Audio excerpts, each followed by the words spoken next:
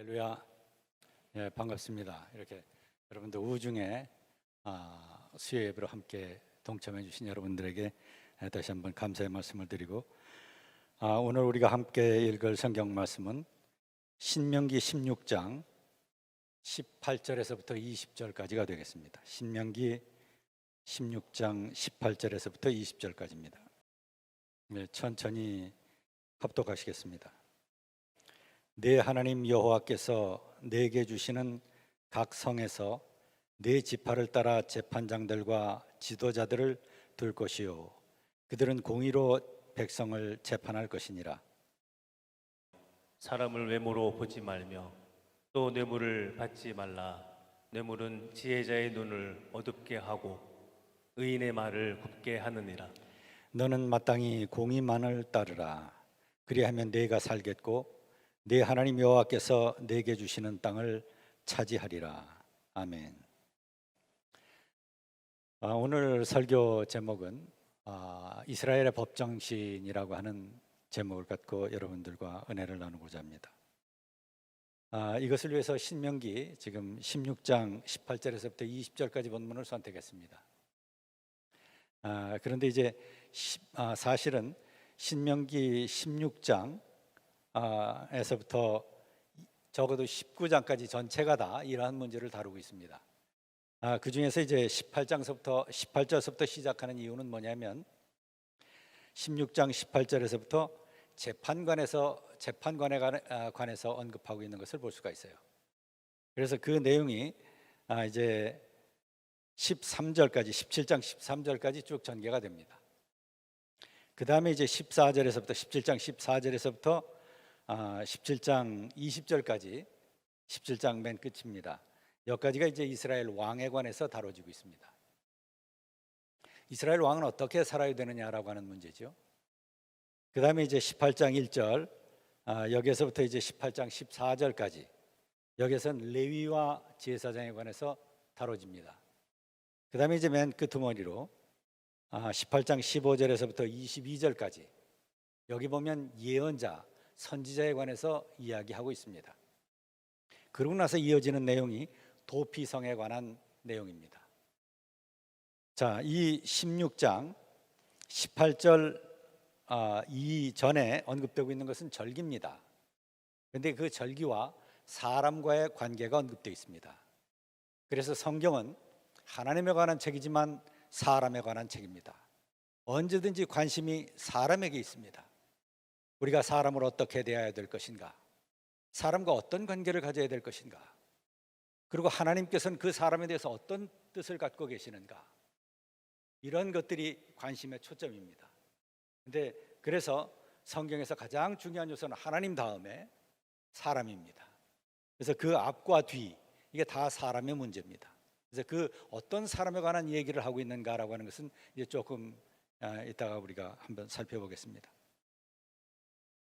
자, 근데 16장 18절에서부터 지금 18장 22절까지 여기서 네 부류의 사람에 관해서 언급되어 있다라고 하는 얘기를 했습니다. 우선 첫 번째 재판관이 나오고요. 두 번째는 왕에 관해서 나왔습니다. 세 번째는 제사장과 레위의 문제입니다. 그리고 네 번째는 예언자의 문제입니다. 선지자 문제입니다. 이 네 부류는 이스라엘 백성들에게 굉장히 중요한 사람들이면서 지도자이면서 기관입니다. 일종의. 자, 여기 신명기라고 하는 책은 이스라엘 백성들이 출애굽을 거친 다음에 이 출애굽 1세대는 광야에서 다 죽지요.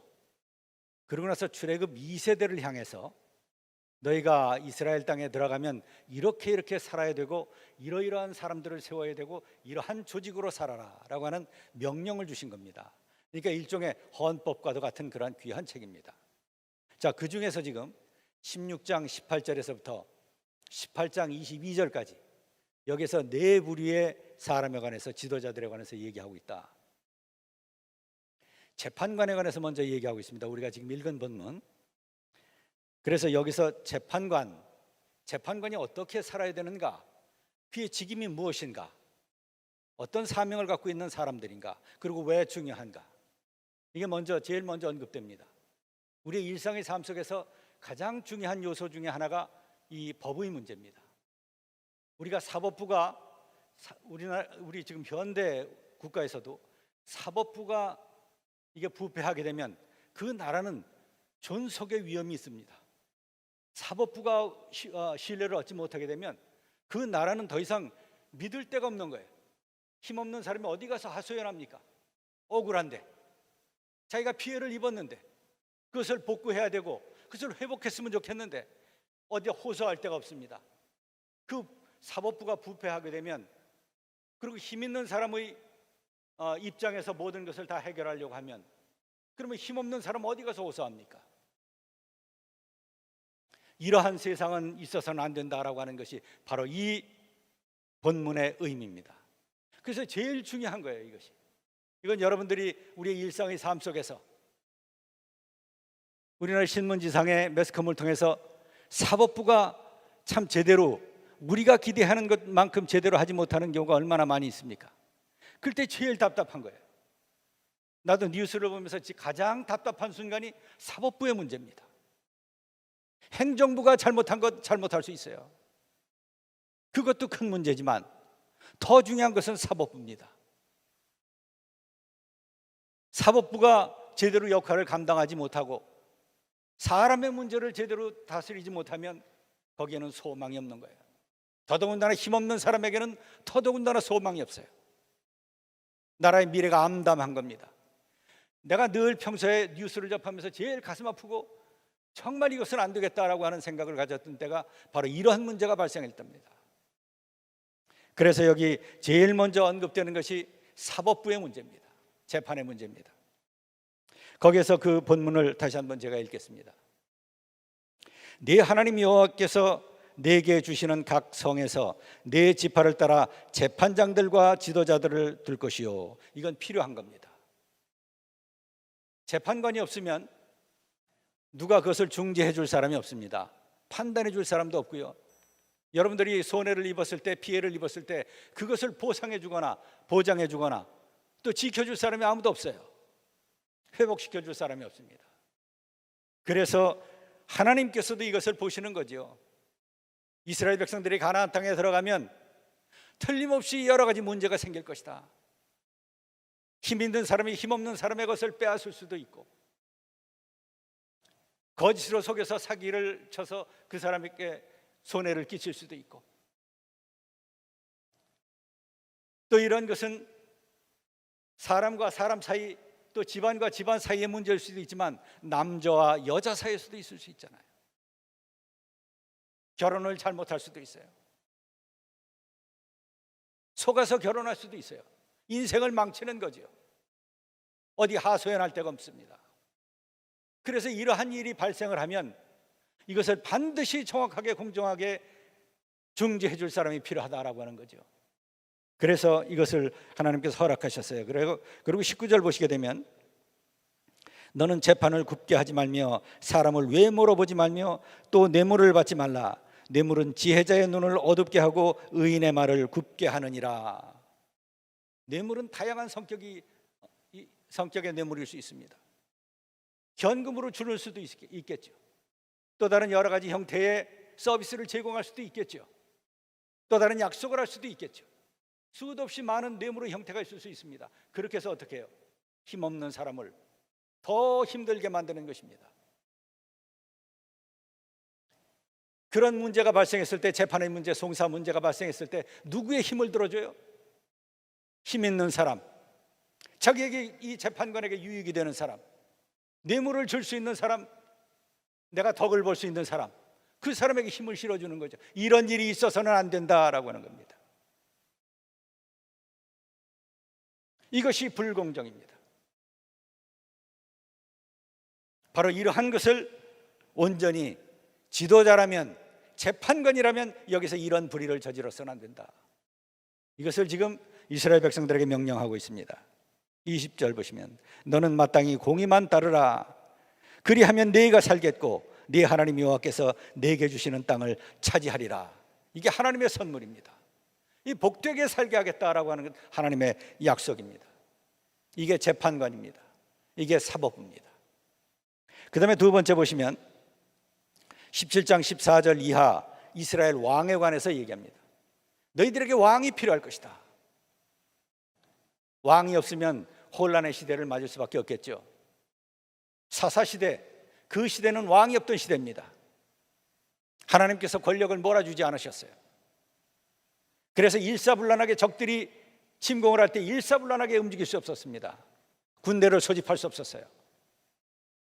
작전과 전략을 제대로 세울 수 없었습니다. 세금을 제대로 징수하지 못했습니다. 그래서 나라가 제대로 굴러가지 못합니다. 왕이 필요한 거지요. 그리고 이스라엘 백성들의 신앙을 온전히 한 사람의 리더가 통괄하면서 이스라엘 백성들의 신앙을 인도할 수가 없었습니다. 이런 혼란기가 있을 수 있다. 이런 혼란의 시대가 올 수 있다. 하나님께서 그래서 지도자를 세워주셨어요. 행정지도자입니다. 왕과 관리를 세워주셨어요. 여기에서 이스라엘 왕만 언급되지만 사실은 모든 이스라엘 백성들의 지도자를 향한 하나님의 선포입니다. 모든 관리들은 이렇게 살아야 된다. 그래서 그 내용이 18절 이하 보시게 되면 중요한 본문만, 핵심 본문만 제가 읽도록 하겠습니다. 그가 왕위에 오르거든 이 율법서의 등사본을 레위 사람 제사장 앞에서 책에 기록하여 평생에 자기 옆에 두고 읽어 그의 하나님 여호와 경외하기를 배우며 그 율법의 모든 말과 이 규례를 지켜 행할 것이라. 왕이라든가 모든 관리는 결국은 누구를 섬기기 위해서요? 하나님을 섬기기 위해서. 백성들을 온전히 하나님께로 인도하기 위해서, 하나님과 함께 가기 위해서, 백성들과 함께 하나님을 찬양하며 하나님의 뜻 가운데 살도록 하기 위해서. 그래서 지금 여기 하나님의 율법책, 이것이 근간입니다. 신명기 율법서는, 이건 율법서라고 그러죠. 신명기, 특별히 12장에서부터 26장까지를 신명기 율법 조항에 해당된다라고 이렇게 우리가 봅니다. 이 신명기 율법의 근원은 출애굽기 19장에서 24장, 여기서 시내산에서 하나님께서 언약을 세우시면서 십계명을 주시죠. 그때 세우신 법, 이것이 가장 근본적인 법입니다. 그것을 기초로 한 법이 신명기입니다. 여기에서 그래서 내 평생에 자기 옆에 두고, 이게 율법서를 자기 옆에 두라고 하는 말이죠. 하나님 여호와 경외하기를 배우며 그 율법의 모든 말과 그 규례를 지켜 행할 것이라. 그리하면 그의 마음이 그의 형제 위에 교만하지 아니하고 이 명령에서 떠나 좌로나 우로나 치우치지 아니하리니 이스라엘 중에서 그와 그의 자손이 왕위에 있는 날이 장구하리라. 하나님께서 그의 모든 후손과 삶을 다 지켜주실 것이다. 하나님께서 이렇게 약속하셨어요. 이게 이스라엘 백성들의 지도자들이 누리는 하나님의 축복입니다. 하나님께서 인도하실 것이다. 하나님께서 함께 하실 것이다. 그에게 복을 주실 것이다. 하나님께서 이렇게 약속하시는 겁니다. 어떻게 하면요? 너희가 너의 사명을 분명히 알고 그 이스라엘 백성들을 온전히 잘 인도하되 하나님의 율법대로 인도하라라고 하는 겁니다. 하나님의 율법대로 주야로 묵상하며 하나님의 말씀대로 살라라고 하는 거죠. 여기에서 벗어날 때 너희는 이 모든 축복을 놓칠 것이다 라고 하는 하나님의 선포요, 약속입니다. 그러고 나서 18장에서 제사장과 레위 사람에 관해서 언급을 하고 있습니다. 제사장과 레위 사람의 역할은 이스라엘 백성들에게 제사를 베푸는 것, 결국 하나님께 베푸는 거지만 이스라엘 백성들을 인도하는 거죠. 그래서 이스라엘 백성들의 모든 문화, 그들의 사상, 그리고 교육, 율법을 가르칩니다. 그리고 검찰의 역할도 했습니다. 이러한 역할을 감당했던 사람들이 레위요, 그 다음에 이 제사장입니다. 그래서 우리나라 지금 제가 여러분들에게 얘기한 것을 보면 우리나라 행정부의 정부 조직에 커다란 중요한 내용들은 대개 다 들어가는 겁니다. 사법부가 들어가죠. 검찰이 들어갑니다. 교육, 문화부가 들어가죠. 이런 행정 관리들이 들어가죠. 그래서 이러한 모든 조직들이 이스라엘 백성들에게 필요했던 겁니다. 그래서 그 교육을 가장 중요시 교육을 담당했던 그러한 사람들이 레위와 제사장입니다. 그 기준은 항상 율법이었습니다.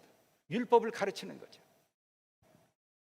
자, 그런데 여기 이제 네 번째 지도자가 있습니다. 그 사람이 이제 선지자입니다. 그래서 18장 15절에서부터 22절 사이에 언급되어 있습니다. 자, 이 선지자는 이스라엘 백성들에게 가장 중요한 지도자 중에 한 그룹입니다. 그런데 이 선지자는 앞에 세 그룹과는 다릅니다.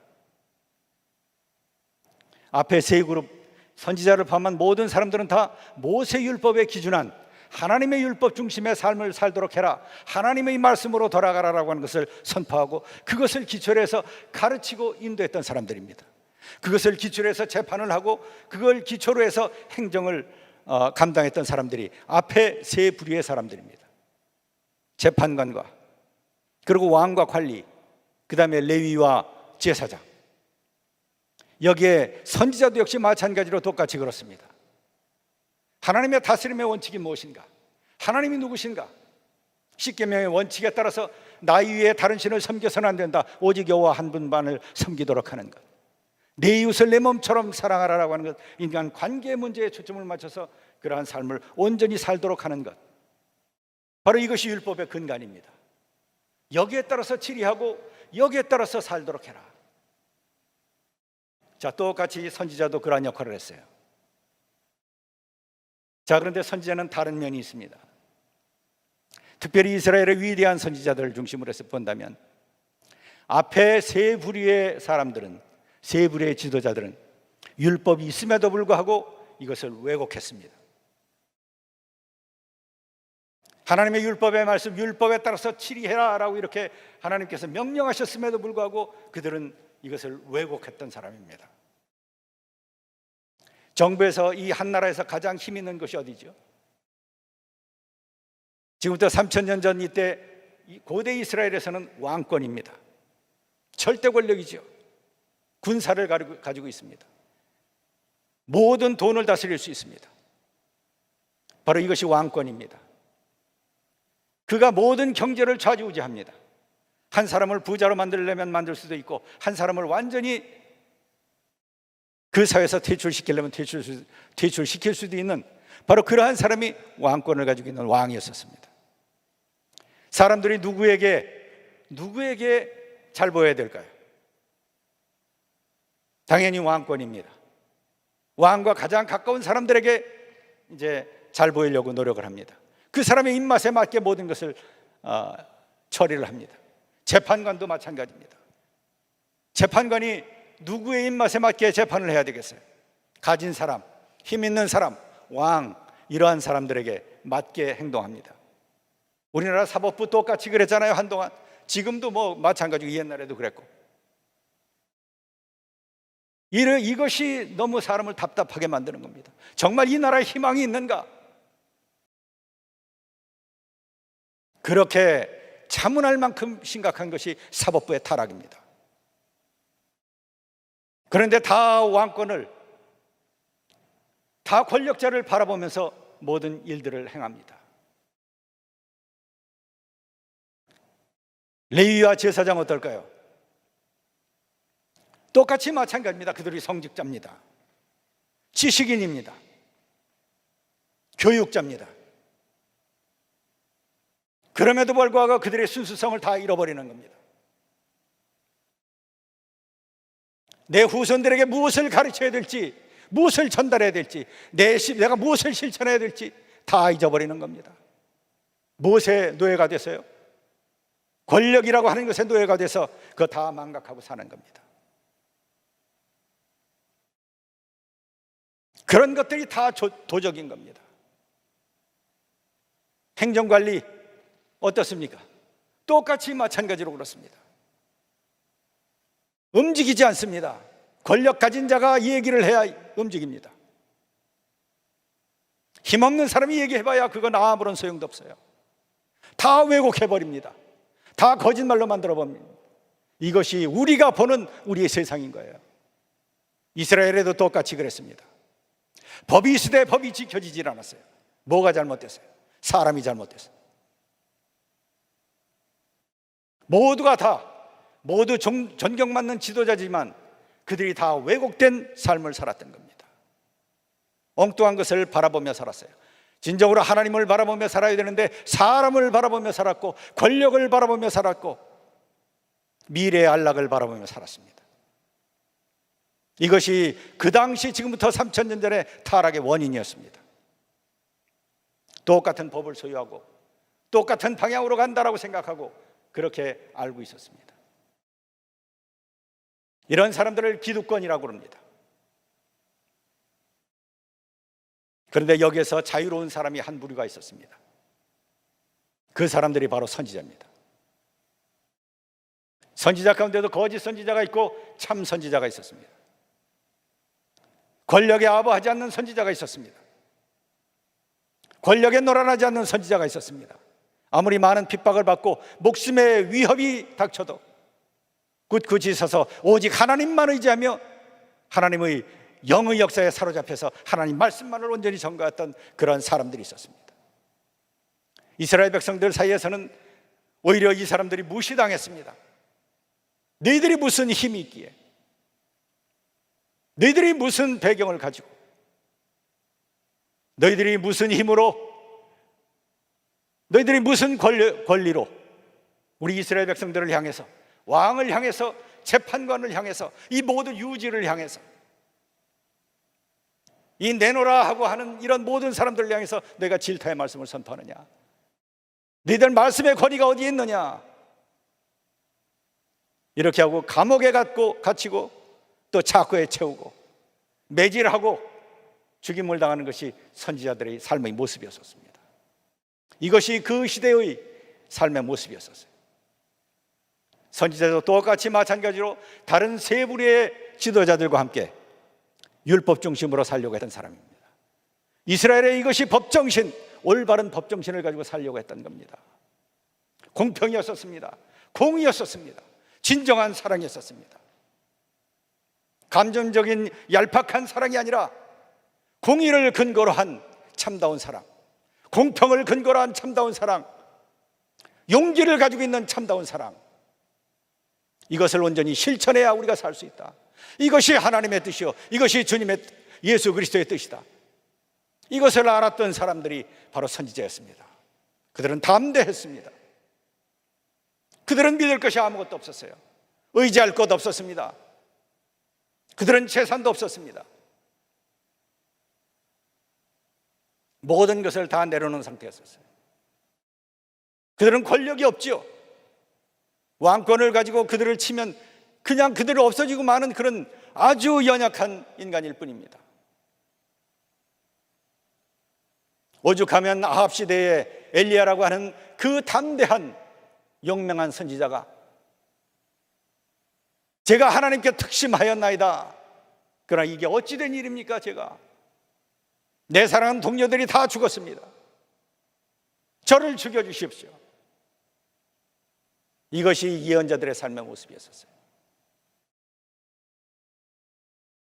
여기서 예언자들은 바로 이러한 상황에도 불구하고 바로 하나님의 진리를 온전히 증거했던 사람입니다. 누구만을 의지해서요? 오직 여호와 한 분만을 의지해서. 그것이 가장 큰 힘이었습니다. 그래서 그들은 승리했습니다. 그들은 평소에 좌절도 했지요. 하나님, 왜 제게 이와 같은 어려운 일을 주십니까? 제가 하나님을 알지 못하겠습니다. 하나님은 도대체, 하나님의 마음은 이 사막에 있는 와디와 같은 금방 비가 왔다가 차고 넘치는 그런 강물이 됐다가 잠깐 지나면 싹 사라져버리는, 도대체 믿을 수 없는 분이 하나님이신 것 같습니다. 그렇게 하나님 앞에 탄식했던 사람들이 예언자입니다. 그럼에도 불구하고 그런 상황 속에서 계속 선포했던 것이 바로 하나님의 정의를 온전히 실천하는 겁니다. 자, 그러면 여기서 이제 이스라엘 백성들의 가장 중요한 법정신이 어디에 있느냐, 이런 것을 우리가 한번 살펴볼 수가 있겠습니다. 16장 이 18절 바로 앞에 언급되어 있는 내용입니다. 조금 전에 언급하기를 16장 18장 이전에 앞에는 절기에 관해서 다룬다 제가 처음에 언급을 했습니다. 그 절기 가운데 7절에 보면 이런 내용이 있습니다. 너와 네 자녀와 노비와 네 성중에 있는 레위인과 및 너희 중에 있는 객과 나그네지요 고아와 과부 함께 네 하나님 여호와께서 자기의 이름을 두시려고 택한 곳에서 네 하나님 여호와 앞에서 즐거워할지니라. 너는 애굽에서 종되었던 것을 기억하고 이 규례를 지켜 행할지니라. 자, 여기에서 언급되고 있는 관심의 초점이 되고 있는 사람에 있습니다. 서두에서 언급했죠. 성경은 사람의 초점을 맞추고 있다라고 얘기했습니다. 그 중에서 어떤 사람에 관해서 특별히 초점을 맞추고 있는가? 레위인입니다. 특별히 지방에 있는 레위인들, 이런 사람들은 정말 생계가 힘든 그런 사람들이었었어요. 소유가 없는 사람들이었었습니다. 그리고 너희 중에 있는 객, 나그네지요, 외부에서 들어온 사람들입니다. 떠돌입니다. 이 사람들은 특별히 보호를 제대로 받을 수 없는 그런 상황이죠. 자, 그러한 사람들, 그 다음에 고아와 과부가 있습니다. 네 하나님 여호와께서 자기의 이름을 두시려고 택한 곳에서 네 하나님 여호와 앞에서 즐거워할지니라. 이들의 관심을 가져라라고 하는 거죠. 그 내용이 다시 그 14절 보시게 되면 그 다음 초막절 내용입니다. 절기를 지킬 때는 너와 네 자녀와 노비와 네 성중에 거하는 레위인과 객과 고아와 과부가 함께 즐거워하도록 해라. 여기서 사람의 관심을 갖되 어떤 사람이요? 보호를 필요로 하는 사람. 그 다음에 이제 이 네 개의 지도자 내용이 다뤄진 그 다음 맨 마지막에 보시면 19장 도피성에 관해서 언급합니다. 여기서부터는 이제 규정 내용을 다룹니다. 자, 그래서 도피성 6개의 도피성이 있죠. 이스라엘 백성 사이에서 살인 사건이 일어날 수 있습니다. 고의로 살인을 하게 되면 그것은 무조건 그건 사형에 처합니다. 이유가 없죠. 자, 그런데 여기서 실수로 자기도 모르게 사람을 죽이게 되는 그런 상황이 있을 수 있어요. 그랬을 경우에 어떻게 되냐? 그럴 경우에 그 사람이 도피성에 도망하면 거기에서 재판을 받을 수 있도록 그렇게 해주는 제도가 있습니다. 그것이 도피성 제도입니다. 물론 나중에 그 사람이 이것을 고의로 살해를 했다라고 하면 그건 그 사람에게, 그쪽 부족에게 넘겨서 거기에서 처벌을 받을 수 있도록 그렇게 합니다. 자, 이것도 누구를 살펴주는 거예요? 억울한 사람이 없도록 하는 겁니다. 세상에 온전한 공의가 실천되도록 해야 되겠다. 힘없는 사람, 어쩌지 못하는 사람에 대한 배려입니다. 이것이 이스라엘 법정신의 가장 근본적인 겁니다. 그리고 그 다음에 나오는 본문을 보면 14절입니다. 네 하나님 여호와께서 네게 주어 차지하게 하시는 땅 곧 네 소유가 된 기업의 땅에서 조상이 정한 네 이웃의 경계표를 옮기지 말지니라. 이 내용은 별도의 본문으로 여기서 다뤄집니다. 남의 것을 침범하지 말라라고 하는 겁니다. 이거 도둑질하지 말라라고 하는 겁니다. 하나님께서 주신 것은 하나님의 선물로 지켜야 된다. 그건 내 몫이다라고 하는 거예요. 그것을 갈취하거나 그것을 사취하거나 이것은 하나님께서 용납하지 않는 죄다라고 하는 겁니다.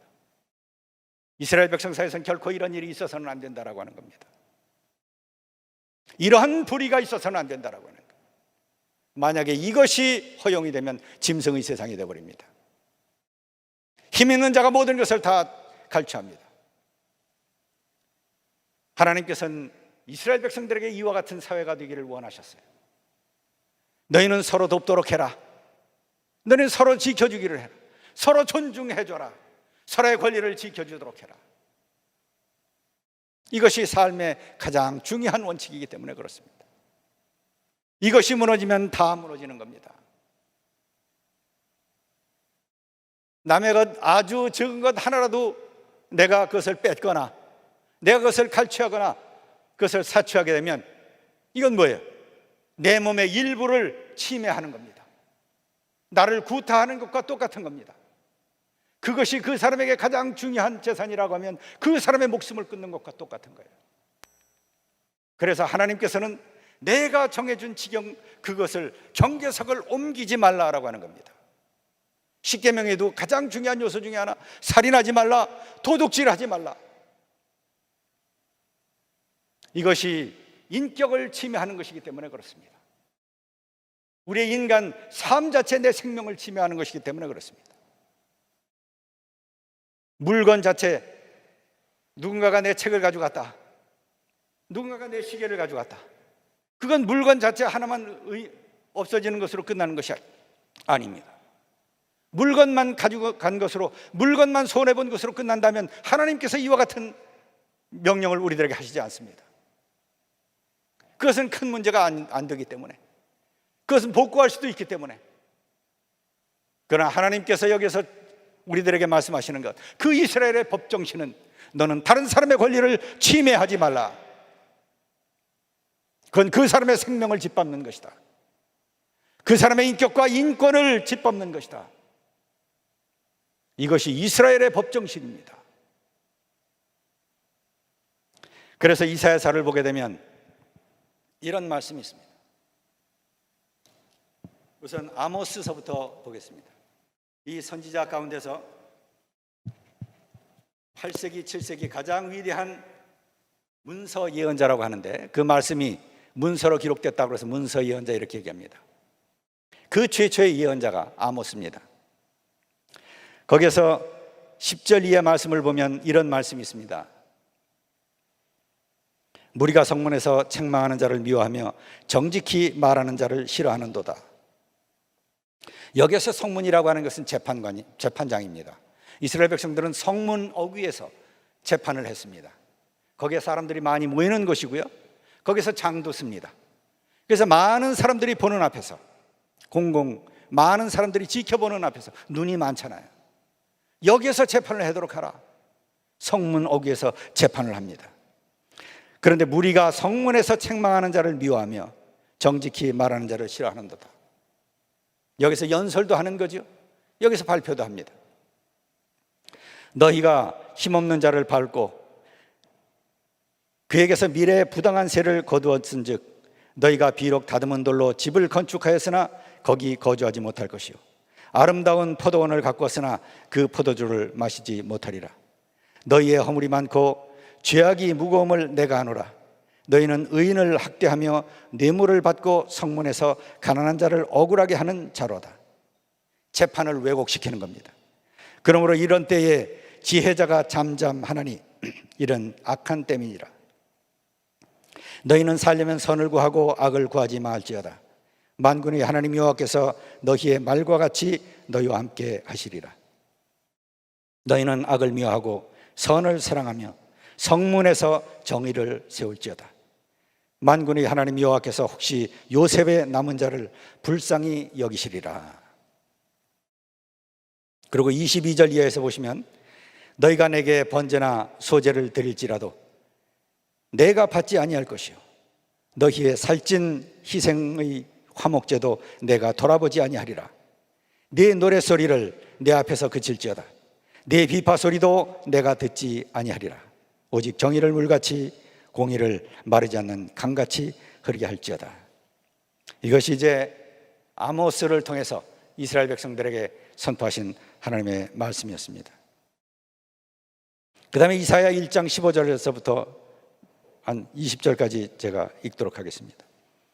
너희가 손을 펼 때에 내 눈을 너희에게서 가리고 너희가 많이 기도할지라도 내가 듣지 아니하리니 이는 너희의 손에 피가 가득함이라.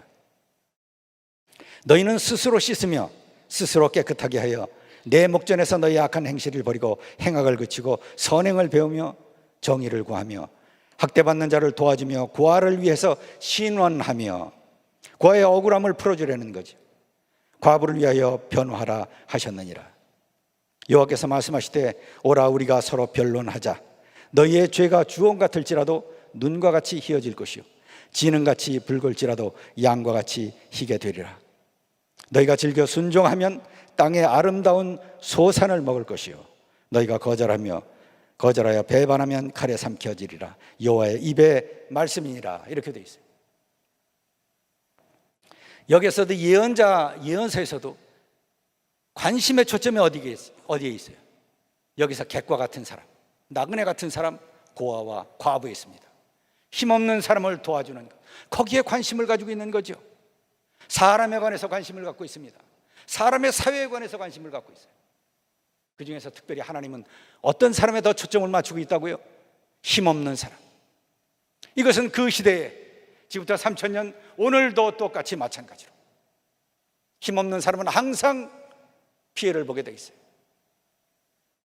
그래서 그 사람들을 지켜주는 것이 우리 교회의 사명이다. 그 사람을 지켜주는 것이 하나님의 백성의 사명이다. 제대로 해라 그것을. 그것이 예언자들의 선포였었어요. 모두가 다 법을 다스린다라고 하는 사람들이었었습니다. 재판관도 그랬고 왕과 관리가 그랬고 제사장과 레위가 그랬습니다. 우리는 다 법대로 합니다. 그러나 하나님 보시기에 그리고 예언자의 눈에 그들의 법 집행은 거짓이었습니다.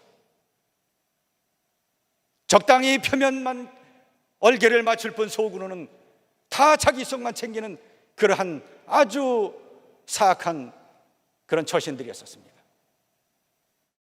하나님께서는 예언자를 통해서 이것을 질타하셨습니다. 그렇게 살아서는 안 된다. 그거는 다 망하는 길이다. 바로 여기에서 돌아오도록 해라.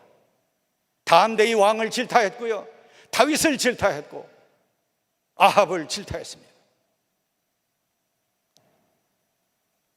바로 이러한 것이 예언자들의 삶의 모습이었고 그들의 사역이었습니다. 우리 사회는 법을 제대로 집행하는 재판관이 필요하고요, 왕이 필요하고 행정관리가 필요합니다. 교육자가 필요하지요. 문화 지도자가 필요합니다. 다 필요합니다. 귀한 역사를 하는 분들이죠. 귀한 사명을 감당하는 사람들입니다. 다 존중해 줘야 되죠. 그런데 존중받는 만큼 온전히 행하라라고 하는 거죠. 그렇지 않으면 하나님께서 예언자를 통해서 하나님의 질타의 말씀을 주실 것이요, 또 그래도 돌아오지 않으면 이스라엘 민족 전체가 멸망할 것이다라고 하는 엄혹한 하나님의 말씀이 선포되는 겁니다. 그리고 하나님께서 그것을 실천하셨어요. 이스라엘이 멸망했고 그리고 유다가 멸망을 했습니다.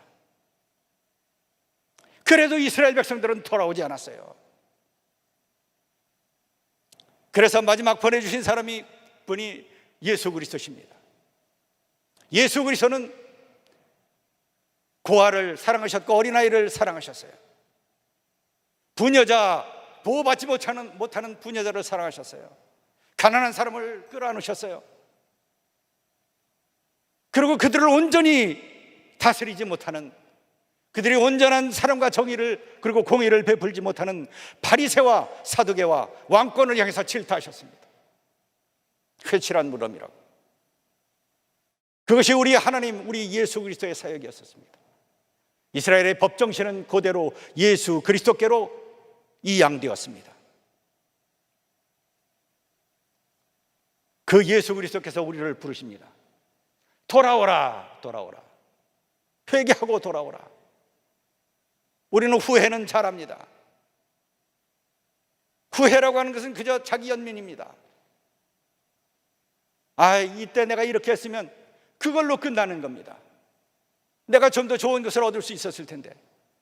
그러나 회개에 돌아오라, 완전히 돌아오라, 다시 시작하라.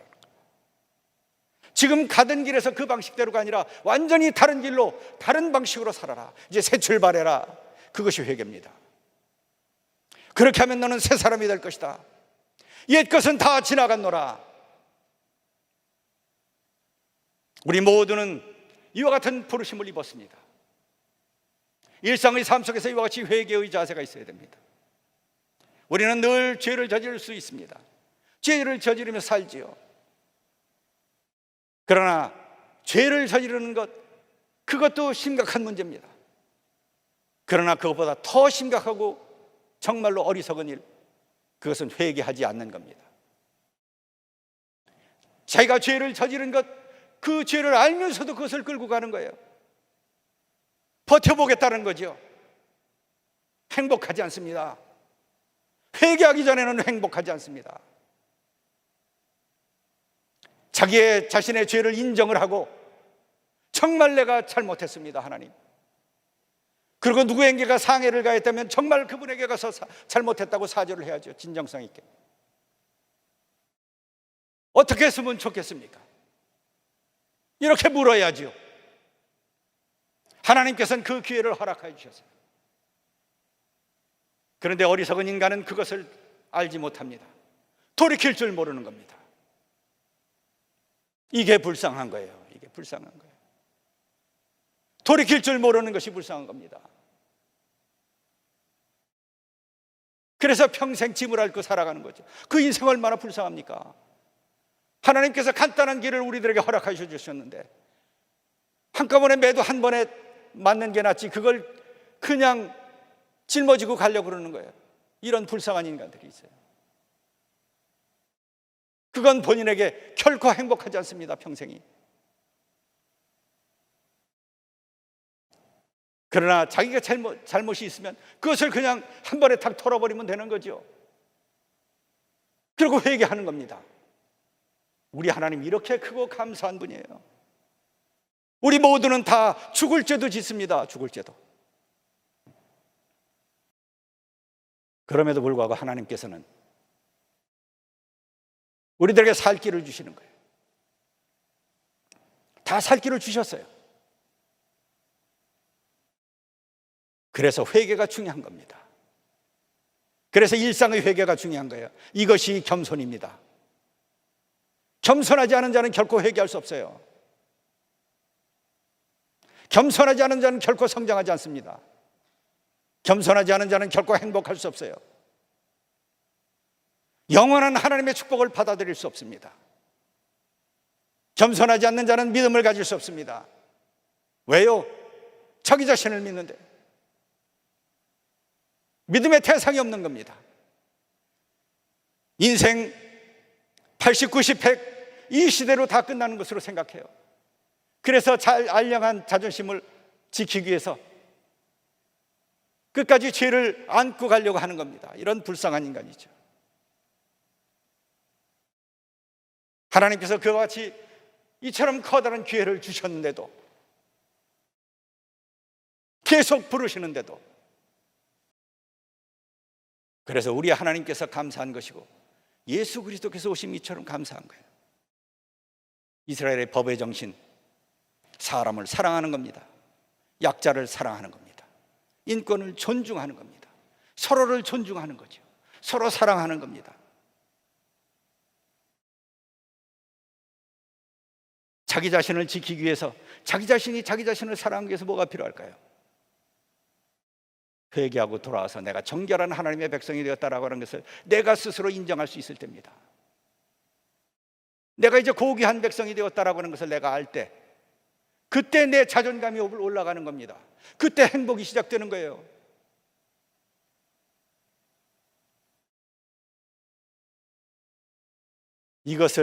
이러한 기회를 우리 주님께서 우리 모두에게 주셨어요. 그래서 회개하는 겸손이 필요한 것이고요. 그리고 우리가 바로 살아야 됩니다. 우리가 후손들에게 무엇을 줄 것인가? 이스라엘의 법정신에 따라서 온전히 사는 것을 주면 됩니다. 거짓된 법의 행위를 주는 것이 아니라 온전한 법정신대로 사람을 사랑하는 것, 그것을 실천하는 것. 하나님께서 우리에게 명하시는 공평과 공정과 정의와 사랑을 온전히 실천하는 것. 어떤 상황에 있어도 내가 비록 가난해져도 내가 힘을 잃어도 내게서 사람들이 떠나도 내게서 내가 친구라고 했던 사람들이 다 떠난다 하더라도 내게서 권력이 빠져나간다 하더라도 이것이 하나님의 명령이기에 내가 지키겠다. 내가 정직하게 내 양심을 걸고 지키겠다. 하나님 앞에서 믿음을 걸고 지키겠다. 이것이 있지 않으면 후손들에게 아무런 도움이 안 됩니다. 우리 후손들은 우리보다 더 명민합니다. 여러분, 우리가 자식을 다 키워서 잘 알잖아요. 자식들이 부모가 어떤 사람인지 너무나 잘 아는 거예요. 제일 평가를 잘합니다. 뭘 배우겠어요? 우리가 잘못하면 우리 후손들이 우리에게 무엇을 배우겠어요? 적어도 우리가 가난하지만, 우리가 힘이 없지만, 우리가 사회적인 어떤 높은 지위에 있는 것은 아니지만, 그리고 평범하게 일상의 삶을 살아가는 소시민이지만, 그럼에도 불구하고 하나님의 말씀을 따라서, 말씀에 따라서, 하나님의 법정신에 따라서 사람을 도우려 하고, 특별히 약한 자를 도우려 하고, 우리가 강한 자를 사랑하고 강한 자에게 잘하는 것 얼마든지 누구든지 다 합니다. 그거 그렇게 중요하지 않습니다. 거기에서는 그러한 사람의 질이 나타나질 않아요. 누구나 다 할 수 있는 것이기 때문에. 얼마나 나보다 약한 사람, 도움이 필요한 사람에게 내가 도움을 줄 수 있느냐, 얼만큼 내 마음으로 그와 동행할 수 있느냐라고 하는 것, 얼만큼 내 희생, 자기 희생을 통해서 그를 지켜줄 수 있느냐, 이것이 유산이 되는 겁니다. 이것이 유산이 되는 거예요. 이것이 우리 안중교회의 유산이 되었으면 좋겠어요. 이것이 나사렛의 유산이 되었으면 좋겠어요. 이것이 우리나라 개신교, 기독교 전체의 유산이 되었으면 좋겠고, 우리 각 가정의 유산이 되었으면 좋겠습니다. 바로 그러한 것을 담대한 믿음과 용기로 실천해 나간 그러한 성도는 이미 복된 자로다. 하나님께서 책임져 주시는 하나님의 백성입니다. 그런 분들이야말로 하나님의 언약 백성인 겁니다. 예수 그리스도를 통한 새 언약 백성이 되는 겁니다. 영원한 하나님의 축복이 보장되는 겁니다.